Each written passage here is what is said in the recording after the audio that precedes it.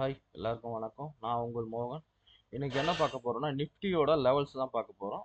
Nifty index and option levels பார்க்க போறோம். அதுக்கு முன்னாடி சேனல் சப்ஸ்கிரைப் பண்ணுங்க, பெல் ஐக்கானை கிளிக் பண்ணுங்க. அப்பதான் நான் போற வீடியோஸ் உங்களுக்கு வரும். ஓகேங்களா? ஃபர்ஸ்ட் வந்து பாத்தீங்கன்னா நிஃப்டியோட இண்டெக்ஸோட லெவல்ஸ் வந்து பார்த்துடலாம். நிஃப்டி வந்து பாத்தீங்கன்னா இப்போ முகூர்த் ட்ரேடிங் வந்து பாத்தீங்கன்னா ஒரு மிடில் ஓப்பன் ஆயிட்டு இது வந்து பாத்தீங்கன்னா ஒரு சின்ன மூவ்மெண்ட் தான் கொடுத்துருக்கு. அதனால தான் வந்து பாத்தீங்கன்னா இந்த முகூர்த் ட்ரேடிங்ல வந்து நிறைய பேர் ட்ரேட் பண்ண மாட்டாங்க. இது வந்து பாத்தீங்கன்னா ரொம்ப ஒரு இதுவாக இருக்கும். ஆப்ஷன் செல்லிங் பண்ணுறவங்களுக்கு கரெக்டாக இருக்கும், பையிங் பண்ணுறவங்களுக்கு எந்த ஒரு இது பெனிஃபிட்டும் கிடையாது, லாஸ் தான் வரும் இதில். ஓகேங்களா?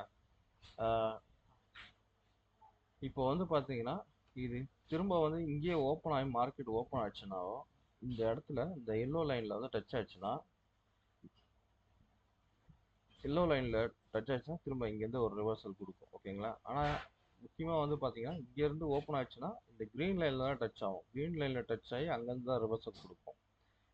ஆனால் இந்த எல்லோ லைனில் ஓப்பன் ஆச்சுன்னா அங்கேருந்து கீழே வர ஆரம்பிச்சிடும் மார்க்கெட். ஓகேங்களா? ஆனால் இங்கேருந்து ஓப்பன் ஆகி அந்த க்ரீன் லைனை டச் ஆச்சுன்னா அங்கேருந்து கீழே வர ஆரம்பிச்சிடும். அது என்ன வித்தியாசம்னா டைரெக்டாக ஓப்பன் ஆச்சுன்னா ஓப்பனிங்கே வந்து பார்த்தீங்கன்னா இந்த எல்லோ லைனில் வந்து ஓப்பன் ஆச்சுன்னா அங்கேருந்து கீழே வர ஆரம்பிச்சோம் மார்க்கெட்டு.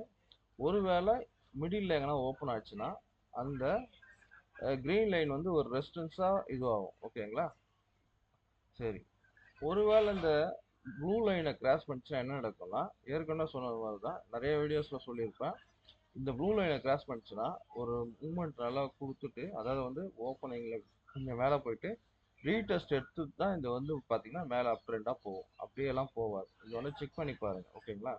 கீழே அப்படியே தான், இங்கே ஓப்பன் ஆகிட்டு கீழே வந்ததுன்னா மிடில் ஓப்பன் ஆகிட்டு கீழே வந்ததுன்னா கிரீன் லைனை டச் ஆகி மேலே வரும். ஓகேங்களா?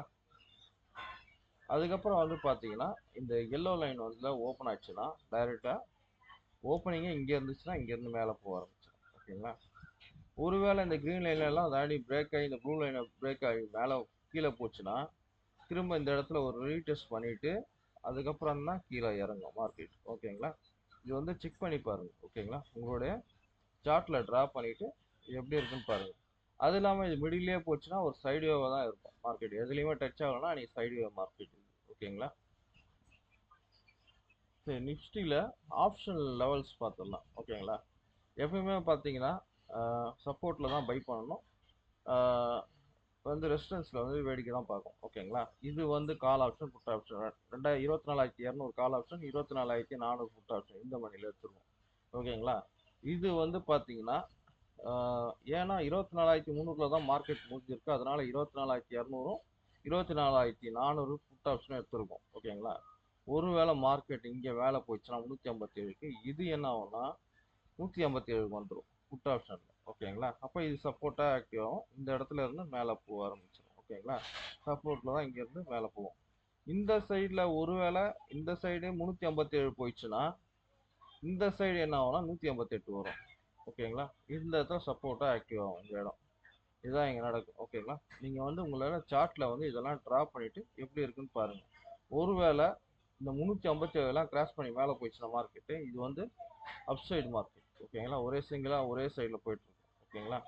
அதே மாதிரி இந்த லைன் எல்லாம் பிரேக் ஆகி கீழே போயிடுச்சுன்னா நல்ல ஒரு டவுன் ட்ரெண்டாக இருக்கிறதுக்கு சான்ஸ் அதிகம். ஓகேங்களா?